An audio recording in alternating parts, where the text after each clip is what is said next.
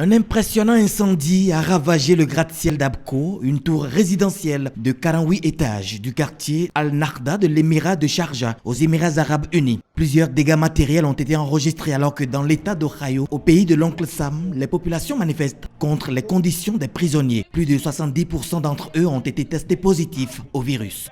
Non loin de là, à New York, pour la première fois, le métro est fermé pendant la nuit de 1h à 5h du matin pour des nettoyages et désinfections approfondies de ces installations et de ces trains en raison de la pandémie du coronavirus. C'est une ville qui ne dort jamais, avec un système de métro continu. C'est donc historique de devoir fermer le métro même pour quelques heures pour nettoyer et tout désinfecter. C'est d'une importance capitale en ce moment.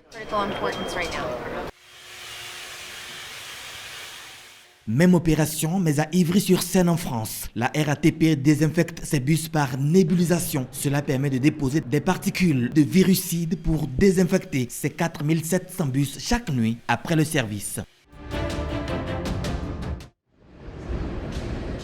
Pour la première fois depuis son hospitalisation, le Premier ministre britannique Boris Johnson quitte Downing Street pour se rendre au Parlement. C'est à un moment où le pays déplore le deuxième plus lourd bilan du nouveau coronavirus au monde. Il fera face à Keir Starmer, le nouveau dirigeant du Parti travailliste. De son côté, en Corée du Sud, l'héritier de Samsung présente ses excuses pour les scandales et affaires qui ont plombé le plus grand groupe sud-coréen. C'était lors du processus de succession controversé qui lui a permis de prendre la tête du premier fabricant mondial de smartphones. 저는 이 자리에서 분명하게 약속드리겠습니다.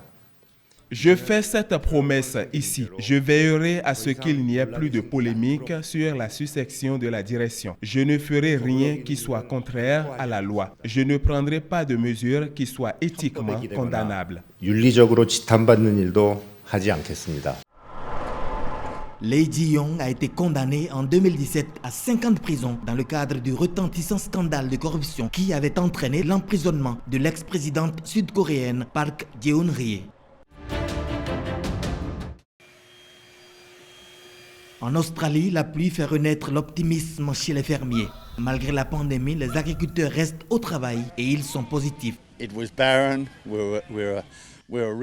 C'était stérile. On luttait vraiment pour avoir de la nourriture et de l'eau.